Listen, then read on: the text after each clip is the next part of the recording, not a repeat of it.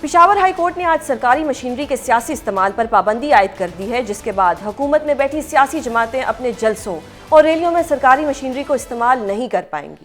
اس انتہائی اہم فیصلے، 27ویں آئینی ترمیم سے جڑے اہم معاملات اور پاکستان میں افغانستان کی سرزمین سے ہونے والی دہشت گردی پر بات کریں گے۔ ہمیں جوائن کر رہے ہیں وزیر اعظم کے کوارڈینیٹر اختیار ولی۔ بہت شکریہ سر پروگرام میں اپنا قیمتی وقت دینے کے لیے۔ فیصلہ آیا جس میں کہا کہ سرکاری مشینری جو ہے وہ اب کسی سیاسی مقصد کے لیے استعمال نہیں ہوگی۔ یہ فیصلہ بہت اچھا ہے۔ اس کو سر ڈونٹ یو تھنک کہ بہت پہلے آ جانا چاہیے تھا، جب گنڈا پور صاحب سرکاری مشینری لے کے بار بار اسلام آباد کی طرف چڑھائی کرتے تھے؟ تو یہ کیوں انتظار کیا گیا کہ سہیل آفریدی صاحب آئیں گے اور تبھی ہائی کورٹ کا ایسا فیصلہ آئے گا؟ تو پہلے آ جانا چاہیے تھا۔ بسم اللہ الرحمن الرحیم۔ بہت شکریہ سوزین۔ دیکھیں یہ جو سلسلہ ہے سرکاری وسائل کے استعمال کا، یہ تو 2014 کے دھرنے سے شروع ہو گیا تھا، اور آپ کہہ لیں کہ مطلب اس کو 10 سال گزر گئے ہیں اس بات کو۔ مطلب ہم روز یہ بات کیا کرتے تھے اپنے ٹاک شوز میں کہ خیبر پختونخوا میں سرکاری وسائل استعمال ہوتے ہیں، گاڑیاں استعمال ہوتی ہیں، پیسے استعمال ہوتے ہیں۔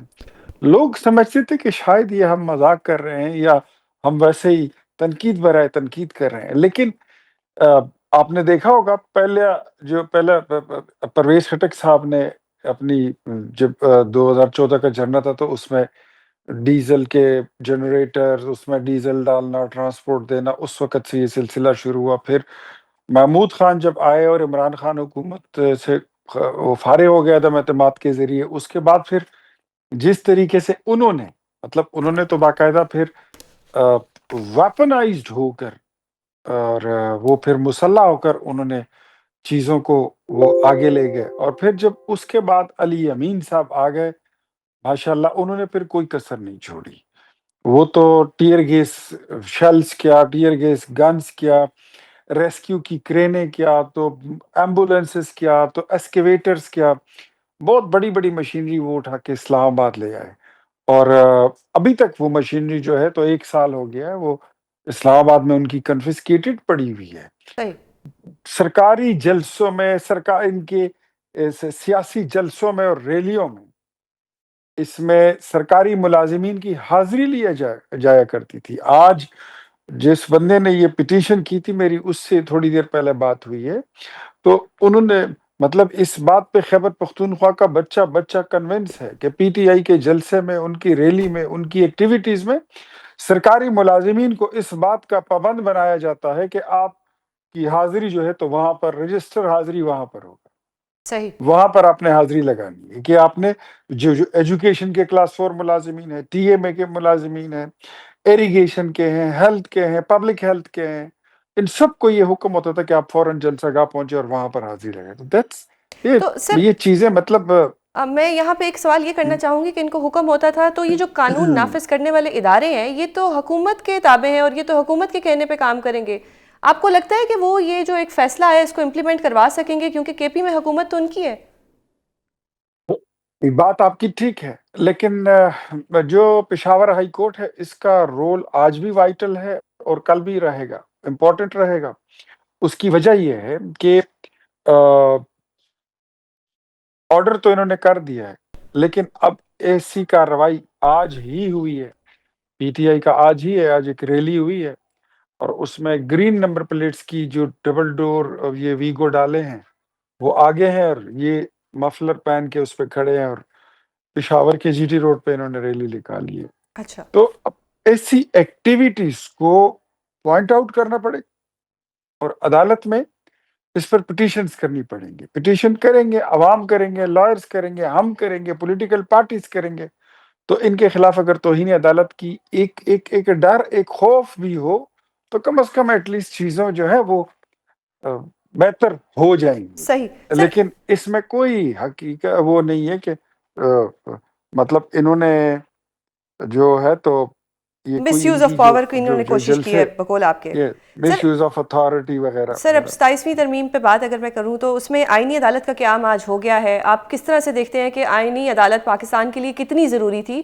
یہ سوال میں اس لیے جاننا چاہ رہی ہوں کہ اگر میں اوور آل پرسنٹیج کی بات کروں تو 3% کیسز ایسے ہوتے ہیں جو کہ سپریم کورٹ تک آتے ہیں، یا پھر ابھی جو ایک نئی آئینی عدالت بنی ہے وہاں جائیں گے۔ زیادہ بوجھ تو لوور جوڈیشری پر ہے۔ تو وہاں پہ کچھ مطلب چینجز ہونے چاہیے تھے، نہ کہ سپریم کورٹ لیول پہ اور پھر فیڈرل کانسٹیٹیوشن کورٹ بن گئے.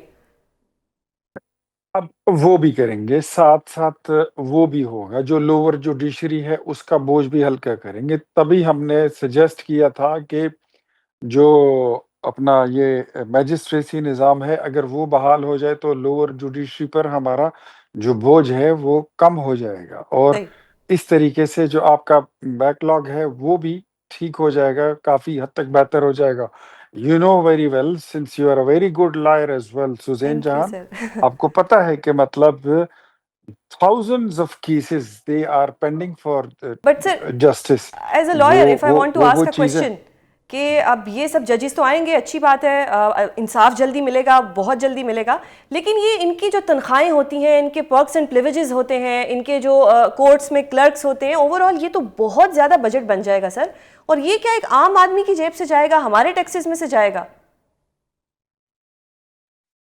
آلریڈی جو جوڈیشری کا فنڈ ہے وہیں سے جائے گا، اور یہ کوئی مطلب باہر لیکن سے تو صرف اس میں فنڈ کوئی چیز انکریز ہوگا نہیں اب، آئے گی. کیونکہ نئے ججز بھی آئیں گے اور مزید اس میں اگر بہتری لانی ہے ملک میں وہ انصاف کے اتنا لیے. وہ اتنا کچھ نہیں ہے، صحیح. جتنے اس کے فوائد ہیں وہ اتنا کچھ نہیں ہے. آپ کے دیکھیں، میں پھر کہتا ہوں نا، you are a good liar اور آپ کو سسٹم کا پتا ہے کہ آپ کے کانسٹیٹیوشنل پٹیشنز جو ہوتے ہیں وہ ٹوٹل 10% نہیں ہوتے ہیں، صحیح. لیکن 50% آف دا ٹائم جو ہے یہ سپریم کورٹ کا کنزیوم کر جاتے ہیں. کیا میں غلط کہہ رہا ہوں؟ نہیں، آپ آپ اس درست بات فرما سے رہے ہیں آپ. ایگری کریں گی؟ میں اس بات سے بالکل ایگری تو کروں گی، لیکن تھوڑا سا اس کو کنٹروورشل میرے بنا خیال دیا میں گیا ہے. کنٹروورسیز تو دیکھیں، میں آپ کو ایک بات بتاتا ہوں، دنیا کا کوئی بھی واقعہ آپ اٹھا لیں، کبھی بھی اس کو 100% فیور نہیں ملتی ہے. آپ جتنا بھی پوتر کام کریں گے، جتنا بھی آپ صاف ستھرا کام کریں گے، اس پر لوگ کیچڑ اچھالیں گے، اس پر لوگ تہمت لگائیں گے، اس پر لوگ تنقید کریں گے. کبھی بھی نہیں ہوتا، کبھی بھی نہیں ہوتا 100% لوگ. بس آپ اپنے ضمیر کے مطابق اور اپنی قومی ذمہ داری پوری کرتے رہیں، اپنے حصے کا کام کر جائیں، باقی رزلٹ اللہ پہ چھوڑ دے. اللہ صحیح سر. بہترین مسبب الاسباب اور منصف بزرگ و برتر ہے. صحیح سر، آپ نے کہا کہ ضمیر کے مطابق انسان کو سب کرنا چاہیے. ہمارے جج، مطلب اب تو سابق جج تھے، جسٹس سید منصور علی شاہ، انہوں نے کہا کہ مطلب ان کا جو ایک ریزگنیشن تھا اس کا لب لباب یہ تھا کہ ان کا ضمیر اب اجازت نہیں دیتا کہ وہ ایسے جسٹس سسٹم میں بیٹھیں. How do you see his resignation as well as Athar Minallah صاحب ریزگنیشن؟ وہ کیا کہتے ہیں نا، قربان کیوں نہ جاؤں میں ایسے طبیب کے نسخے میں جس نے دیدار یار لکھ دیا. اتنا لمبا ایک پریم پتر لکھا جسٹس منظور صاحب نے، اور اس میں اتنی بڑی کویتائیں انہوں نے لکھ دی. کاش اس کا ایک مصرع یہ اس وقت لکھتے جب جسٹس شوکت عزیز صدیقی صاحب فرما رہے تھے کہ مجھے کہا جا رہا ہے کہ آپ مریم نواز اور نواز شریف دونوں کو ڈسکوالیفائی کر دیں ورنہ ہماری 2 سال کی محنت ضائع ہو جائے گی. کوئی ایک استعفیٰ اس وقت آ جاتا جب پاناما کے ججز عظمت سعید شیخ صاحب، سعید کھوسا صاحب، وہ اپنے اعجاز افضل صاحب وغیرہ وغیرہ جتنے یہ تھے، کوئی اس وقت یہ کویتائیں میں سے کوئی ایک مصرع ہی لکھ دیتے کہ نواز شریف کو پاناما پہ نہیں کیا جا سکتا ڈسکوالیفائی، تو آپ ان کو اقامہ پہ ڈسکوالیفائی کر دیں. کوئی اس وقت ہی کہہ دیتا کہ یار یہ نواز شریف تو گھر بھیج دیا لیکن آرام پھر بھی ان کو نہیں آیا، اور پھر اس کے بعد کہا کہ ان کو پارٹی کے عہدے سے ہٹا دیں، صحیح. ان کو پارٹی ٹکٹ الاٹ کرنے سے بھی منع کر دیں، ان کا کوئی کام نہیں ہوگا. مطلب ایک پھانسی ہی رہ گئی تھی ان کو دینے کے لیے. کیا was that independence of judiciary? کیا وہ عدلیہ آزاد تھی یا آزادی عدلیہ تھی؟ صحیح. نہیں. میرے خیال میں اگر آپ کو نظر آ رہا ہے کہ مزید آپ کو کوئی عہدہ نہیں مل رہا، مزید یہ پرک اور پریویلیج نہیں چلیں گے، یہ اداکاری جو آپ کر رہے تھے، یہ مزید مارکیٹ میں اس کا کوئی بھاؤ نہیں لگنا، تو چلو اچھا ہے، کوئی اچھی سی فیض احمد فیض کی نظم لکھ دو، کوئی حبیب جالب کی غزل لکھ دو اور استعفیٰ دے دو. لیکن سر وہ میرے جاتے خیال جاتے میں گورنمنٹ کے اوپر ان بھی کو سوال اٹھا استعفیٰ گئے. تو نہیں دینا چاہیے تھا. جی. ان کو سوال اٹھانے دے، جن کی اپنے کیریئر پر سینکڑوں سوال ہیں، ان کے پاس سوال اٹھانے کا کوئی حق نہیں ہے. پہلے ان سوالوں کا جواب دیں جو آج آپ سے آئین پاکستان اور دستور پاکستان اور وہ مورتی جس کے آنکھ پر وہ پٹی بندھی ہوئی ہے کہ اس کو کچھ نظر نہیں آ رہا، اس نے केस को देखना है, फेस को नहीं देखना। वो सवालात जो आपसे हो रहे हैं, उसका जवाब ढूँढे, फिर उसके बाद कोई सवाल करने का आपका हक सही। बनता है। आज आपके पास सवाल करने का कोई हक नहीं।